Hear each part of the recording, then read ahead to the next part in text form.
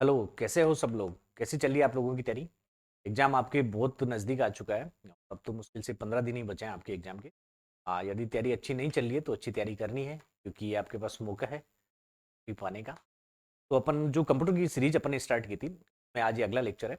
और आज अपन बात करेंगे क्लास 6 की। तो आप सबसे पहले आपसे लोगों से रिक्वेस्ट है कि आपको खुद से क्वेश्चन ट्राई करना है। जैसे ही क्वेश्चन मैं दिखाऊं यहाँ पे बोर्ड पे, तो आपको वीडियो को पॉज करना है और खुद से आंसर देने की कोशिश करना है। फिर उसके बाद में आपको कमेंट बॉक्स में लिखना है कि आपके कितने क्वेश्चन सही हुए हैं। फिर आपको पता चलेगा कि क्लास 6 का राजस्थान में कंप्यूटर साइंस का लेवल क्या है। अब कंप्यूटर जो विषय है, कक्षा 6 में बच्चों को किस लेवल का पढ़ाया जाता है। फिर आप बोलते हो कि रीट के एग्जाम में आपके बहुत अच्छे क्वेश्चन आ रहे हैं, फिर बहुत लेवल के क्वेश्चन आ रहे हैं, आपको बाद में पता चलेगा। एक बार ये पूरी क्लास लो, उसके बाद में आपको पता चलेगा कि छठी क्लास का जो बच्चा है राजस्थान में, वो कंप्यूटर साइंस में कौन कौन सी चीजें पढ़ता है। तो आज की क्लास स्टार्ट करते हैं। 6 क्लास है, चलो। पहला सवाल, कंप्यूटर का जनक कौन है? बताओ, देखिए कंप्यूटर का जनक कौन है? क्या होगा इसका आंसर? कंप्यूटर का जनक है चार्ल्स बेबेज। कंप्यूटर का जनक कौन है? Charles Babbage. चार्ल्स बेबेज ने एक एनालिटिकल इंजन बनाया था। क्या बनाया था? एनालिटिकल इंजन बनाया था। एनालिटिकल, है ना? इसे विश्लेषणात्मक इंजन भी बोलते हैं। क्या बोलते हैं? विश्लेषणात्मक इंजन भी बोलते हैं। ये भी परीक्षा में आ सकता है कि एनालिटिकल इंजन किसने बनाया था। किसने बनाया था? चार्ल्स बेबेज ने बनाया था। अब आगे देखो, यहाँ पे एक और है अगस्ता एडा किंग, है ना? ये पहली प्रोग्रामर थी। ये कौन थी? पहली प्रोग्रामर। ये पहली प्रोग्रामर थी। इसने पहला प्रोग्राम लिखा था। और किस में लिखा था? एनालिटिकल इंजन में पहला प्रोग्राम किसने लिखा था? अगस्ता एडाकिंग। इसमें दो सवाल है। पहला, कंप्यूटर का जनक किसे बोला जाता है? चार्ल्स बेबेज को। और पहला प्रोग्रामर किसे बोला जाता है? अगस्ता एडाकिंग को, है ना? चार्ल्स बेबेज ने क्या बनाया था? एनालिटिकल इंजन बनाया था। याद रखना है आपको। अगला सवाल ट्राई करो, देखिए द्वितीय पीढ़ी के कंप्यूटर का उदाहरण, इनमें कौन से द्वितीय पीढ़ी के कंप्यूटर का उदाहरण है? बताओ, देखिए द्वितीय पीढ़ी के कंप्यूटर का उदाहरण कौन सा है इनमें से? द्वितीय पीढ़ी के कंप्यूटर का उदाहरण है सीडीसी 3600। कौन सा है? सीडीसी 3600। और कौन कौन से हैं? एक है अपने पास IBM 70, एक और है IBM 1400। ये तीनों के तीनों कंप्यूटर की दूसरी पीढ़ी के उदाहरण है। आपको याद रखना है कंप्यूटर की दूसरी पीढ़ी के उदाहरण कौन कौन से हैं। अगला सवाल, गणना करने के लिए सबसे प्राचीन उपकरण है। बताओ, देखिए गणना करने के लिए सबसे प्राचीन उपकरण कौन सा था? तो क्या बोलते हैं? गणना करने के लिए जो सबसे प्राचीन उपकरण था, उसे क्या बोला जाता है? उसे अबेकस बोला जाता है। क्या बोला जाता है? अबेकस। और इसको सोरोबान भी बोलते हैं। क्या बोलते हैं? सोरोबान। सोरोबान भी बोला जाता है। अबेकस का दूसरा नाम क्या है? सोरोबान। ये भी याद रखना है, क्योंकि ये 6 क्लास की बुक में दे रखा है। अगला सवाल, कंप्यूटर के विकास क्रम को कितनी पीढ़ियों में बांटा गया है? बताओ, देखिए कंप्यूटर के विकास क्रम को कितनी पीढ़ियों में बांटा गया है? कंप्यूटर के विकास क्रम को 5 पीढ़ियों में बांटा गया है। कितनी पीढ़ियों में बांटा गया है? 5 पीढ़ियों में बांटा गया है। पहली पीढ़ी जो सबसे पहले कंप्यूटर बने थे, उसके बाद में जो आजकल चल रही है वो 5वीं पीढ़ी है, जिसमें अपन मोस्टली AI का यूज करते हैं। अगला सवाल, ट्रांजिस्टर का उपयोग कौन सी पीढ़ी में करते थे? ट्रांजिस्टर का उपयोग कौन सी पीढ़ी में, कौन सी पीढ़ी के कंप्यूटरों में किया जाता था? बताओ, देखिए ट्रांजिस्टर का उपयोग कौन सी पीढ़ी के कंप्यूटर में किया जाता? ट्रांजिस्टर का उपयोग किया जाता था दूसरी पीढ़ी के कंप्यूटर। कमेंट में बताना है कि पहली पीढ़ी के कंप्यूटर में किसका यूज करते थे। बताओ, पहली पीढ़ी के कंप्यूटर में वैक्यूम ट्यूब का किसका यूज करते थे अपन? वैक्यूम ट्यूब का। दूसरी पीढ़ी में किसका यूज करते थे? ट्रांजिस्टर का। बताए रखा है ट्रांजिस्टर का किस में था? दूसरी पीढ़ी में था। फिर तीसरी पीढ़ी के कंप्यूटर में अपन किसका यूज लेने लगे? आईसी का। आईसी की फुल फॉर्म है इंटीग्रेटेड सर्किट। इंटीग्रेटेड सर्किट क्या बोलते हैं? इंटीग्रेटेड। चौथी पीढ़ी में अपन VLSI यूज में लेते हैं। क्या? और पांचवी पीढ़ी में किसका यूज करते हैं? पांचवी पीढ़ी में AI का। आपको ये सारी की सारी पांचों पीढ़ियों में जिस चीज का यूज करते थे, उसको आपको याद रखना है। ये किसी भी तरीके से क्वेश्चन आ सकता है। ऐसे भी आ सकता है कि आपको मिलान में हो, जैसे पहले पीढ़ी को आप मिलाओ, किससे मिलेगा? वैक्यूम ट्यूब से दूसरी पीढ़ी का। तो ये इंपॉर्टेंट सवाल है, आपको याद रखना है। अगला सवाल, टेबल टेबल में जिस आयताकार बॉक्स में कार्य करते हैं, उसे क्या कहते हैं? बताओ, देखिए टेबल में जिस आयताकार बॉक्स में कार्य करते हैं, उसे क्या कहते हैं? ये स्प्रेडशीट की बात कर रहा है। तो क्या बोलते हैं? बताओ, देखिए उसे क्या बोला जाता है? सेल बोला जाता है। क्या बोला जाता है? सेल। अब देखो सबसे पहले चीज, स्प्रेडशीट कैसे दिखती है ना? ये ऐसे दिखेगी स्प्रेड, है ना? जो टोकड़ी की कॉपी नहीं दिखेगा, जिसमें शुरू में अपन बचपन में गिनती लिखते थे, उसी तरीके से होती है ना। लेकिन इसमें जो कॉलम होते हैं वो आयताकार होते हैं, फिर जो कॉलम है वो वर्गाकार होते हैं ना। ये देखो, ये है स्प्रेडशीट। स्प्रेडशीट में ये जितने कॉलम है ना, इनको क्या बोला जाता है, जो खड़ी लाइन है इनको क्या बोला जाता है, इनको बोला जाता है कॉलम। क्या बोला जाता है, कॉलम। या फिर इन्हें स्तंभ भी बोला जाता है। क्या बोला जाता है, स्तंभ भी बोला जाता है। और ये जो आड़ी लाइन है ना, इनको क्या बोला जाता है, इन्हें बोला जाता है पंक्ति। क्या बोला जाता है, पंक्ति। या फिर इंग्लिश में आप इन्हें रो भी बोल सकते हो। क्या बोल सकते हो, जहाँ पे पंक्ति स्तंभ और कॉलम कहाँ पे कटेंगे, वहां पे एक बॉक्स बनेगा, डब्बा बनेगा ना, इस डब्बे को क्या बोला जाता है, सेल बोला जाता है। क्या बोला जाता है, तो ये एक सेल है, एक ये सेल है, एक ये। ठीक है, देखो सेल बोला जाता है। कॉलम किसे बोलते हैं, जो खड़ी लाइनें रहती है उनको क्या बोला जाता है, कॉलम। पंक्ति किन्हें बोला जाता है, जो आड़ी लाइनें उनको पंक्ति। और ग्रिड क्या है, इस पूरी की पूरी संरचना को क्या बोला जाता है, ग्रिड बोला जाता है। ये आपको याद रखना है। अगला सवाल, वर्ड प्रोसेसर में, वर्ड प्रोसेसर में टेबल जोड़ने के लिए, टेबल जोड़ने के लिए फिर खालिस्तान है, मेन्यू पर क्लिक करना होता है। वर्ड प्रोसेसर में यदि आपको टेबल जोड़ना है तो बताओ इसमें से कौन से पे क्लिक करोगे, आपको टेबल मेन्यू पे क्लिक करना होगा। अगला क्वेश्चन, वर्ड प्रोसेसर में टेबल की खड़ी लाइनों को क्या कहते हैं, वर्ड प्रोसेसर में टेबल की खड़ी लाइनों को, अभी बताया था, टेबल की खड़ी लाइनों को क्या बोला जाता है, बताओ देखें। टेबल की खड़ी लाइनों को क्या बोला जाता है, कॉलम बोला जाता है। अगला सवाल, प्रेजेंटेशन में, प्रेजेंटेशन में ट्रांजिशन कैसा दिखेगा, ये देखने के लिए किस ऑप्शन पर क्लिक किया जाता है। प्रेजेंटेशन में ट्रांजिशन कैसा दिखेगा, ये देखने के लिए किस ऑप्शन पर क्लिक किया जाता है। देखो ट्रांजिशन क्या होते हैं, जब भी आप प्रेजेंटेशन बनाते हो तो उसमें ट्रांजिशन ऐसा होता है, बहुत सारे इफेक्ट अपन यूज कर लेते हैं।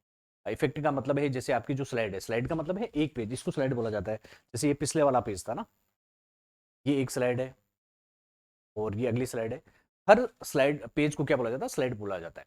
और उस पेज में अपन इफेक्ट यूज करते हैं। जैसे इफेक्ट का मतलब है कि या तो फिर उसमें पेज है वो ऐसे पुश करके आएगा, या फिर अलग अलग ऊपर से आएगा, नीचे से आएगा, अलग अलग तरीके से पेज आएगा ना, उसको क्या बोला जाता है, ट्रांजिशन बोला जाता है। तो आपको ये बताना है कि आपने ट्रांजिशन लगा लिया, उसके बाद में आपको ये देखना है कि ट्रांजिशन सही लगा है या नहीं लगा। इसके लिए आप कौन सा बटन पे क्लिक करोगे ना, कौन सा ऑप्शन है आपके पास, उसके लिए आपके पास ऑप्शन है प्रीव्यू। क्या ऑप्शन है, प्रीव्यू।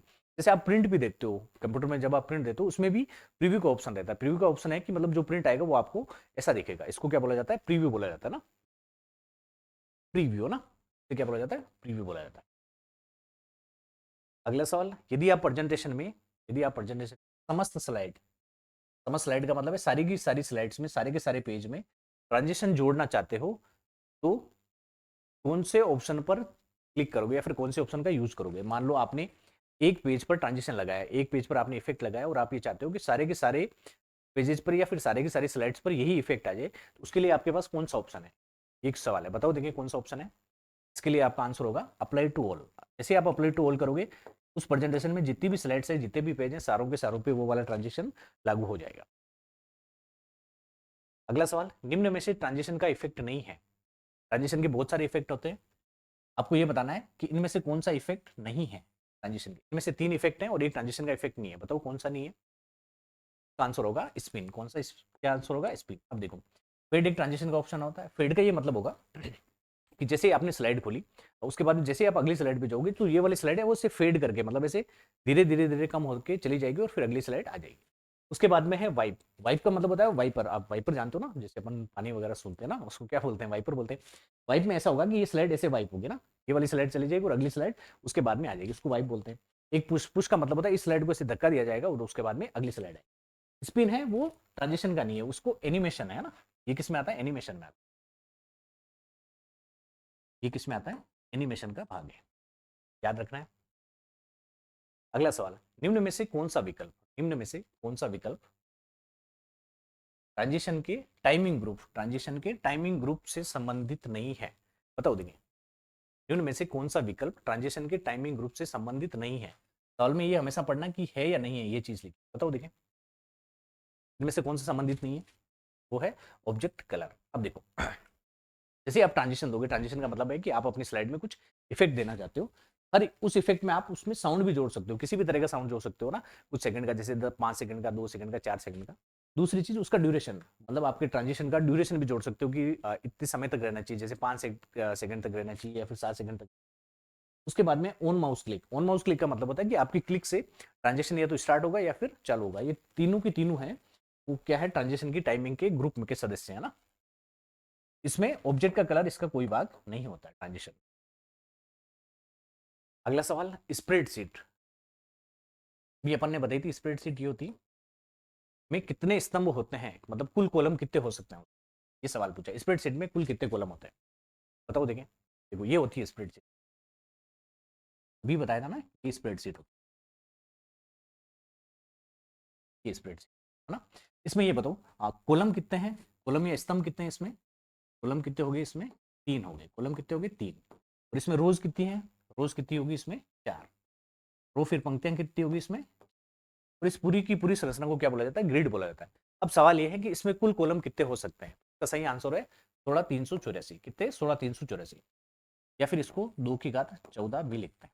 देखो 2 की घात 14 का मतलब है 2 की घात 10, 2 की घात 4। तो आपको याद रखना है कि 2 की घात 10 में 2 को 10 बार यदि गुणा कर दो, 2 2 2 ऐसे, तो कितना आता है 1000। तो 1024 को किससे गुणा करना है, 2 की घात 4, 2 की घात 4 का मतलब क्या है 16। परीक्षा में मान लो ये वाली चीज याद नहीं रहे तो आप उसको ऐसे भी याद कर सकते हो 2 की घात 14, फिर 2 की घात 14 को गुणा कर लेना, उससे आंसर पे पहुंच जाना। चलो अब एक सवाल ये है, ये तो कॉलम की संख्या थी, अब आपको ये बताना है कि रोज की संख्या कितनी होगी। आपको ये है कि कुल रो कितनी होगी, ये सवाल है। अब आप लोगों को कमेंट करना है कि कुल रो कितनी होगी। देखो कुल रो होगी 10 48 576, 10 48 576, कुल रो की संख्या कितनी होगी 10 48 576।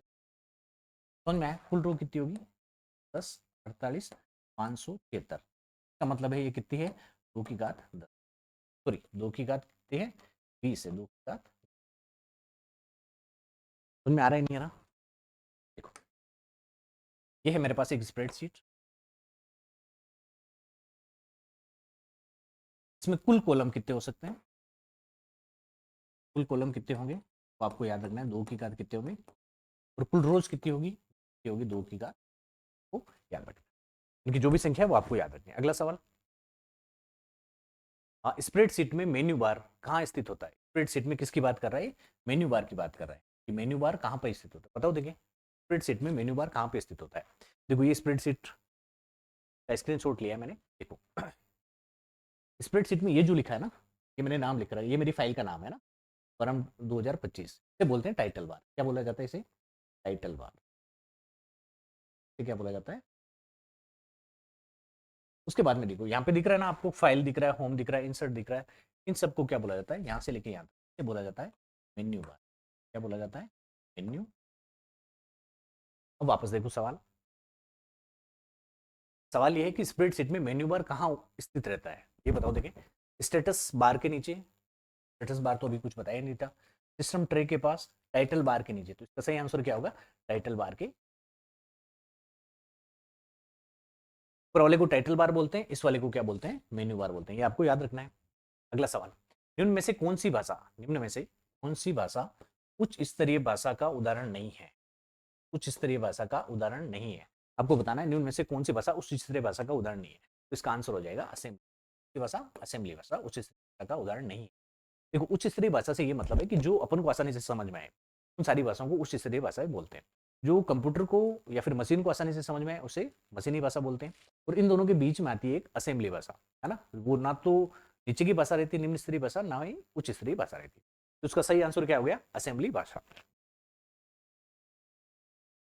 ये जो पाइथन है, पाइथन आपको आजकल क्लास 6 से स्टार्ट होगी ना, प्रोग्रामिंग लैंग्वेज है, एक प्रोग्रामिंग भाषा है पाइथन, ये क्लास 6 से अब स्टार्ट होगी, 11th और 12th में तो ये लगभग आधी से ज्यादा बुक है वो पाइथन की, और जितने भी प्रैक्टिकल होते हैं 11th और 12th में, वो सारे के सारे मोस्ट ऑफ द प्रैक्टिकल है वो पाइथन लैंग्वेज के ही।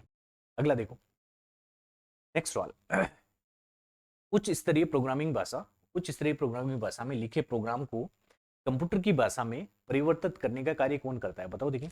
ये बोल रहा है कि अपन ने कोई भी प्रोग्राम लिखा ना, मान लो ये अपन ने प्रोग्राम लिखा है, कुछ भी प्रोग्राम लिखा है 5-7 लाइनें, इस प्रोग्राम को अपन को किस में बदलना है, मशीनी भाषा में बदलना है। मशीनी भाषा में क्यों बदलना है, ताकि कंप्यूटर को समझ में आए, किस भाषा में बदलना है अपन को, मशीनी भाषा। ये जो प्रोग्राम लिखा है वो किस में लिखा है, ये उच्च स्तरीय भाषा में लिखा है, उच्च स्तरीय भाषा। तो आपको ये बताना है कि उच्च स्तरीय प्रोग्रामिंग भाषा को कंप्यूटर की भाषा में बदलने के लिए अपन किसको इस्तेमाल कर सकते हैं, तो सही आंसर होगा से कंपाइल, इंटरप्रेटर और कंपाइलर दोनों का यूज कर सकते हैं। किसका, इंटरप्रेटर का भी यूज कर सकते हैं, इंटरप्रेटर का भी यूज कर सकते हैं और कंपाइलर का भी। अब देखो इंटरप्रेटर और कंपाइलर में फर्क क्या है, ये आपको कमेंट में लिखना है कि इंटरप्रेटर और कंपाइलर में फर्क क्या है। देखो जो कंपाइलर होगा वो क्या करेगा, इस पूरे के पूरे प्रोग्राम को, मान लो इसमें 6 लाइनें हैं, पूरी की पूरी 6 लाइनों को एक साथ क्या करेगा, मशीनी भाषा में बदल देगा। ये काम कौन कर रहा है, ये काम कंपाइलर कर रहा है। जबकि इंटरप्रेटर क्या करेगा, एक एक लाइन को बदलेगा। सबसे पहले इस लाइन को बदल दिया, मान लो ये लाइन ली, इसको किस में बदल दिया, मशीनी भाषा में बदल। फिर इस लाइन को लिया, इसको इंटरप्रेटर है वो लाइन बाय लाइन काम करता है, एक लाइन को लेगा फिर उसको बदल देगा। जबकि जो कंपाइलर है वो पूरे के पूरे प्रोग्राम को एक साथ बदल देता है। अगला सवाल, पाइथन भाषा में सोर्स कोड फाइल को किस एक्सटेंशन के साथ सेव किया जाता है, बताओ। देखिए पाइथन भाषा में सोर्स कोड फाइल को किस एक्सटेंशन में सेव किया जाता है। अब देखो मान लो आपको पाइथन भाषा लिख रहे हो, तो पाइथन भाषा कहाँ पे लिखोगे, किसी ना किसी फाइल में लिखोगे, किसी ना किसी फाइल में लिखोगे। मान लो आपने पाइथन भाषा लिखी, कुछ भी, जैसे प्रोग्राम कैसे लिखते हैं मैं ये बता रहा हूँ, छोटा सा उदाहरण। मान लो मेरे को आयत का क्षेत्रफल निकालना है। आयत के क्षेत्रफल का फॉर्मूला होता है लंबाई चौड़ाई। इसका मेरे को पाइथन भाषा में प्रोग्राम लिखना तो बहुत आसान है। कैसे लिखोगे, आपने ऐसा लिख लिया, लंबाई बराबर मैंने मान लो आपने ले ली 10 और चौड़ाई बराबर आपने क्या ले ली 5। फिर आपको पता है कि क्षेत्रफल का सूत्र क्या है, आपने क्षेत्रफल बराबर ले लिया लंबाई गुणा चौड़ाई। अब आपको आउटपुट में क्षेत्रफल चाहिए तो आप आउटपुट के लिए आप क्या दोगे, प्रिंट, और आप फिर आपने क्या देगा, ये जो आपने प्रोग्राम लिखा है, ये जो 4 लाइनें लिखी है पाइथन भाषा में, इसे बोलते हैं सोर्स कोड। क्या बोलते हैं, इसे बोला जाता है सोर्स कोड। हिंदी में देख लेना, ये मात्रा के ऊपर नीचे हो सकता है, इसको सुधारना है ना। तो सीरियसली नहीं लेना कि गुरुजी आपको आता नहीं है ना, हिंदी सही नहीं लिखी, पहले हिंदी सही करके आओ, ऐसा नहीं सोच, इसको सही करना। जो पाइथन भाषा में ये 4 लाइनें लिखी, इसको क्या बोला जाता है, सोर्स कोड। जब इस फाइल को मैं सेव करूंगा ना, जब इस फाइल को सेव करूंगा, मान लो इस फाइल का मैंने नाम दे दिया फर्स्ट फाइल है ना, इसको मैंने नाम दे दिया फर्स्ट। जब इस फाइल को सेव करूंगा तो एक नई फाइल बनेगी ना पाइथन की, वो ऐसे बनेगी फर्स्ट डॉट पी।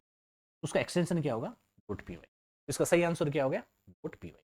पाइथन में आप जितने भी प्रोग्राम बनाओ, प्रोग्राम बनाने के बाद यदि आप पाइथन फाइल को सेव करोगे, हर फाइल के पीछे क्या लिखा आएगा, डॉट पी वाई।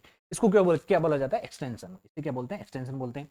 और ये क्या है, ये नाम है ना। जैसे आप फर्स्ट पे समझोगे, इसका मतलब ये आपने पहली जो फाइल बनाई थी वो फाइल का नाम पहला होता है, वो फाइल का नाम होता है, और जो डॉट के बाद लिखा जाता है उसे क्या बोलते हैं, एक्सटेंशन बोलते हैं।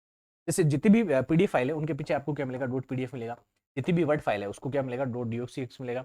ये एग्जीक्यूटिव फाइल होती है जो कि विंडोज में काम करती है। आगे देखो, पाइथन को कब लॉन्च किया गया था, बताओ। देखिए पाइथन को कब लॉन्च किया था, पाइथन को लॉन्च किया गया था 1991 में। कब, 1991। आपको कमेंट बॉक्स में करना है कि पाइथन का श्रेय किसे जाता है, पाइथन बनाने का श्रेय किसे जाता है, पाइथन का बनाने का श्रेय जाता है गुइडो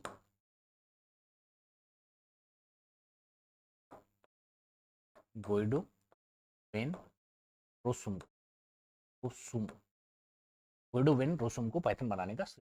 दो सवाल है इसमें। पहला सवाल कि पाइथन कब लॉन्च हुई थी पहली बार, 1991 में, और पाइथन बनाने का श्रेय किसे जाता है, पाइथन बनाने का श्रेय जाता है गुइडो वेन रोसुम को। अगला सवाल, उद्गम और व्यावसायिक अनुप्रयोगों के लिए किसका उपयोग नहीं किया जाता, ये आपको बताना है ना। उद्गम और व्यापारियों के लिए, अनुप्रयोगों के लिए किसका उपयोग नहीं किया जाता, ये आपको बताना है। देखो जो राजस्थान का जो सिलेबस है कंप्यूटर साइंस का, उसमें मतलब पहली क्लास से कंप्यूटर साइंस की बुक चल रही है। उसके बाद में प्रोग्रामिंग जो लैंग्वेज सिखाई जा रही है वो है पाइथन। तो सबसे बड़ा कारण ये है कि पाइथन आज हर क्षेत्र में यूज हो रही है। जैसे जितने भी उद्योगपति हैं या फिर जो भी व्यवसायी हैं जो पाइथन में बने हुए सॉफ्टवेयर को यूज करते हैं, जितने भी अनुसंधान चल रहे हैं, अनुसंधान करने में जितनी भी एप्स यूज हो रही है, ज्यादातर जो एप्स है वो किस में बन रही है, पाइथन लैंग्वेज। जितने भी गेमिंग है ना, गेमिंग के ऐप भी किस में बन रहे हैं, इसमें बन रहे हैं। जितने भी डिजाइन के ऐप है वो भी किस में बन रहे हैं, इसमें। या फिर वेब डेवलपमेंट हो रहा है तो उसमें कौन सी भाषा यूज की जा रही है, पाइथन भाषा। तो आज के समय में जो सबसे ज्यादा प्रचलित भाषा है वो कौन सी है, पाइथन भाषा। उसका सबसे बड़ा कारण है कि इसको सीखना बहुत आसान है ना। एक बार आप सीखने के बाद इसमें बहुत अच्छा काम कर सकते हो। सवाल ये है कि उद्गम और व्यवसायी अनुप्रयोगों के लिए इसमें से किसका उपयोग नहीं किया जाता है, किसका उपयोग नहीं किया जाता है, इसके लिए किसका उपयोग नहीं किया जाता है, बताओ। देखें, इसके लिए अपन GYGTK का उपयोग नहीं करते, बाकी तीनों का तीनों उपयोग करते हैं। ये सवाल है जो आपकी बुक में दे रखा है, तो आप लोगों को छोड़ना नहीं है, कि ऐसा नहीं है कि सवाल को छोड़ दिया मुश्किल है। आपको किसी ना किसी तरीके से याद करना है कि उद्गम और व्यवसायों के लिए कौन सा उपयोग नहीं किया जाता है, GYGTK का उपयोग नहीं किया जाता है। अगला सवाल, ग्राफिक्स डिजाइन के लिए पाइथन में किस फ्रेमवर्क का उपयोग किया जाता है, बताओ। देखिए ग्राफिक डिजाइन के लिए, जैसे अभी मैंने बताया ना कि पाइथन के बहुत सारे यूज है, बहुत सारे यूज हैं, उपयोग हैं। तो इनमें से आपको ये बताना है कि ग्राफिक डिजाइन में इनमें से किसका उपयोग किया जाता है। तो ग्राफिक डिजाइन में किसका उपयोग किया जाता है, PYQT का। किसका उपयोग किया जाता है, PYQT का। तो सोया 3D है, सोया 3D इसका यूज करते हैं अपन गेमिंग में, गेमिंग में यूज किया जाता है। ठीक है, उसके बाद में बोटल और फ्लैश, इसका वेब डेवलपमेंट में क्या करते हैं, वेब डेवलपमेंट में। ये आपको याद रखना, आपको सिर्फ एक ही चीज याद रखनी है कि ग्राफिक डिजाइन के लिए किस फ्रेमवर्क का यूज किया जाता है, पीवाई क्यूटी का यूज किया जाता है। अगला सवाल, डब्ल्यू का आविष्कार किस सन में हुआ था, ये आपको बताना है। डब्ल्यू का आविष्कार किस सन में हुआ था, बताओ। देखें, यह था 1989 में। आपको कमेंट में ये लिखना है कि इसका आविष्कार किसने किया था, डब्ल्यू का आविष्कार किसने किया था, ये आपको कमेंट लाइन में लिखना है।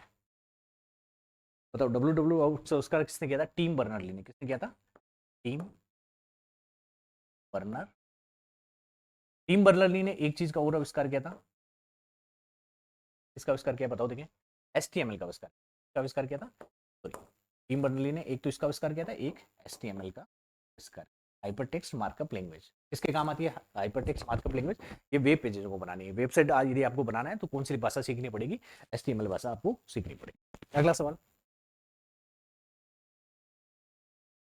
इंटरनेट निम्न में से कौन सी सुविधाएं प्रदान करता है, इंटरनेट आपको कौन कौन सी सुविधाएं प्रदान करता है, तो आपको आंसर बता, कौन कौन सी सुविधाएं प्रदान करता है। त्वरित संचार बिल्कुल सही है, सूचना साझा करना बिल्कुल सही है, ऑनलाइन गतिविधियां, तो इसका आंसर हो जाएगा उपरोक्त सभी। अगला सवाल, यूआरएल का क्या अर्थ है, बताओ। देखिए, यूआरएल का क्या अर्थ है, यूआरएल की फुल फॉर्म पूछिए। यूआरएल की फुल फॉर्म है यूनिफॉर्म रिसोर्स लोकेटर, कहां पे लिखा है, यूआरएल की फुल फॉर्म है यूनिफॉर्म रिसोर्स लोकेटर। ये देखो, यूआरएल का मतलब ये होता है कि जो भी आपका वेब पेज पे आपका जो वेब एड्रेस है, तो वेब पेज के शुरू में जो आप लिखते हो उसको क्या बोला जाता है, यूआरएल। इस पूरे को क्या बोला जाता है, यूआरएल बोला जाता है। क्या बोला जाता है, यूआरएल बोला। अब देखो, इसके अलग अलग भाग है। तो ये जो पहला भाग है ना, यहाँ से लगा के यहाँ तक, ये है प्रोटोकॉल का नाम, ये क्या है, प्रोटोकॉल का नाम, ये है प्रोटोकॉल का। उसके बाद में दूसरा भाग यहाँ से लेके यहाँ तक, ये है डोमेन नेम, ये क्या है, डोमेन बोला जाता है। और जो पीछे का पार्ट है, लास्ट वाला, इसे बोलते हैं पाथ। क्या बोलते हैं, पाथ, या फिर आप इसको क्या बोल सकते हो, पथ बोल सकते हो। इन तीनों को समझा रखा है आपकी बुक में, तो आपको ये याद रखना है कि कौन से भाग को क्या बोला जाता है। ये सवाल आ सकता है कि जो डबल स्लैश से पहले की जो चीज लिखी है वो क्या बताती है, आपको प्रोटोकॉल का नाम बताती है कि आप इस वेबसाइट पे जाने के लिए कौन से प्रोटोकॉल का इस्तेमाल करते हो। अब देखो, मैंने दो तरह के प्रोटोकॉल बताए थे, एक तो एसटीटीपी था, दूसरा क्या था, एसटीटीपीएस था। यहाँ पे एस का मतलब क्या है, सिक्योर, ये ज्यादा सिक्योर कनेक्शन है ना। अगला सवाल,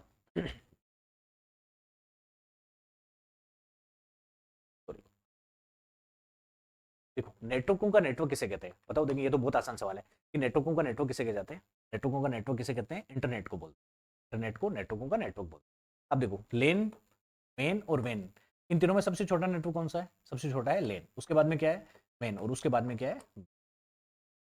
अगला सवाल, लेन की फुल फॉर्म क्या है, लोकल एरिया नेटवर्क, इसकी क्या है, मेट्रोपॉलिटन एरिया नेटवर्क, और इसकी क्या है, डब्ल्यू की है, वाइड एरिया नेटवर्क, आपको याद रखनी है।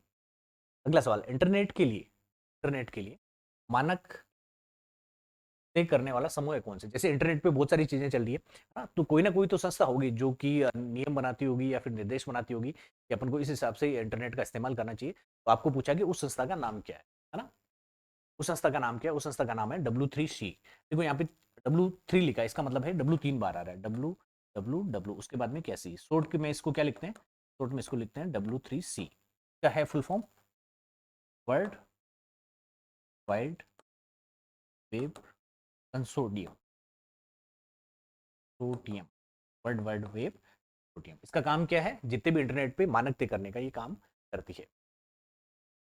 अगला सवाल, कृत्रिम बुद्धिमत्ता का व्यापार में निम्न में से क्या उपयोग है, इसका मतलब है आर्टिफिशियल इंटेलिजेंस का व्यापार में निम्न में से कहाँ पे उपयोग ले सकते हैं अपन, एआई को व्यापार में कहाँ पे यूज ले सकते हैं, एआई को अपन ग्राहक सेवा सुधारने में यूज ले सकते हैं। अगला सवाल, कृत्रिम बुद्धिमत्ता आर्टिफिशियल इंटेलिजेंस में कौन सी तकनीक शामिल नहीं है, कौन सी तकनीक शामिल नहीं है, ये आपको पूछना। देखो, मेरे को ऐसा लग रहा है कि इस बार आपको एक सवाल आर्टिफिशियल इंटेलिजेंस से 100% मिलेगा। उसका कारण, दो कारण है। पहला कारण कि आर्टिफिशियल इंटेलिजेंस क्लास 6 से लगा के क्लास 11 तक हर मतलब एक आधे चैप्टर में आपके कहीं ना कहीं पे आर्टिफिशियल इंटेलिजेंस से संबंधित कुछ ना कुछ टॉपिक आपको दिया हुआ है। दूसरी चीज, आजकल जितनी भी चीज़ हो रही है वो किस पे चल रही है? एआई पे चल रही है, आर्टिफिशियल इंटेलिजेंस चल रही है।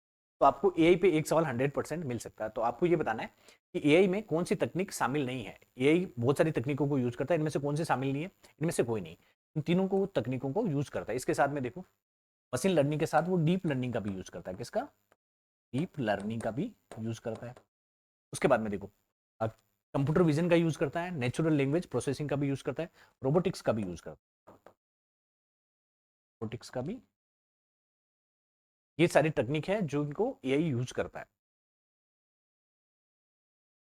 बस आज की क्लास में इतना ही।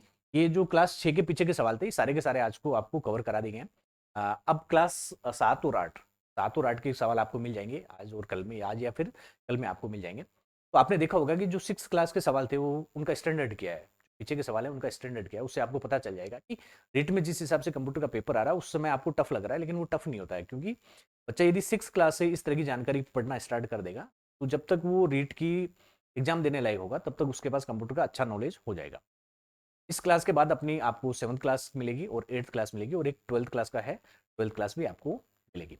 उसके बाद में देखो, ये तो जो क्वेश्चन लिए हैं मैंने वो पीछे के सवाल लिए हैं, तो इनके बुक्स के अंदर भी बहुत सारे ऐसे सवाल हैं जो आपकी एग्जाम में आने के चांस है। उनका एक अलग से मैं वीडियो बनाऊंगा जिसमें आपको सारे के सारे बुक्स के जो अंदर के चैप्टर हैं उनमें से जो क्वेश्चन बनते हैं वो आपको, यदि आपको लगता है क्लास सही है और आपको इससे मतलब कुछ भी थोड़ा बहुत भी फायदा हो रहा है, या फिर आपकी थोड़ी बहुत भी नॉलेज बढ़ रही है, या फिर आपकी एग्जाम की प्रिपरेशन में ये कुछ सहायता कर रही है, तो इसको ज़्यादा से ज़्यादा शेयर करो और सब्सक्राइब करो।